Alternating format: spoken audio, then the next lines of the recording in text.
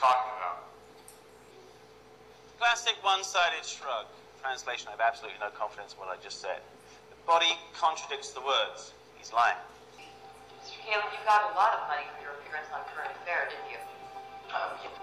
Scorn. Scorn. Huge scorn. Shame. Shame and shame. Contempt. These expressions are universal.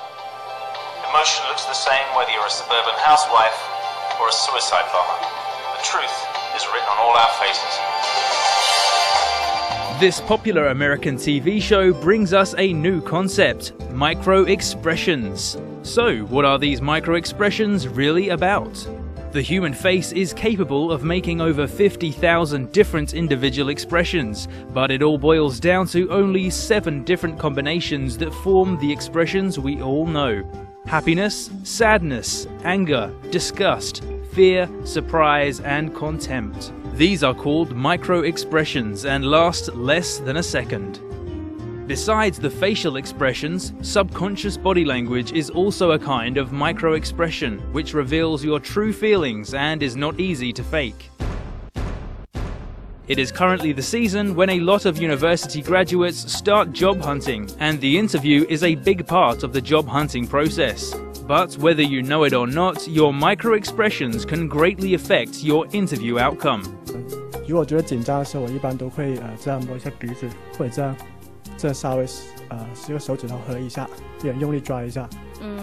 My shoulder will narrow. A recent survey shows that over 95% of interviewers focus on the overall quality and psychological well-being of the interviewees to see if they can work under great pressure. So then, you wouldn't want your micro-expressions to give yourself away, would you? Kwong-Yue Yang has spent many years working in HR overseas and has now returned to Guangzhou. He now works in a consulting company and gives lessons on career development. Yang told us about the importance of micro-expressions in an interview. As a HR interviewer, you have to look at everything on their face. If their face, the body movement changes, it can show whether they're nervous, it can show whether they're lying, especially their eyes. If they go in different directions, you can tell whether they're lying or making something up. So depending on what position people are going for, sometimes we do what is called a stress interview, so that you see how the interviewee responds to those questions and whether they can handle that stress. So how do these micro-expressions reveal your little secrets? A raise of the shoulder means that you're nervous. Rubbing your hands means that you're anxious. Scratching your head means that you're bushed. And if you play with your clothes or accessories, it means that you're not at ease. These kinds of negative micro-expressions should be paid attention to. If they don't give any eye contact, it feels that that person is not confident. If you sit like this, it just shows that you don't care, or you're maybe a bit arrogant. If you sit like this, then you're very aggressive and not very open. To relieve stress, experts have the following suggestions. Take a deep breath before answering any questions. Ask the interviewer to give you a few moments to think about each question. Don't hold any paper or pens in your hands, just simply put them on the table.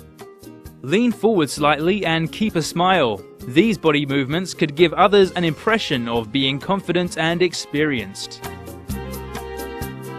Besides the interviewee, how about the interviewer? Do their micro-expressions bring any information to the person being interviewed?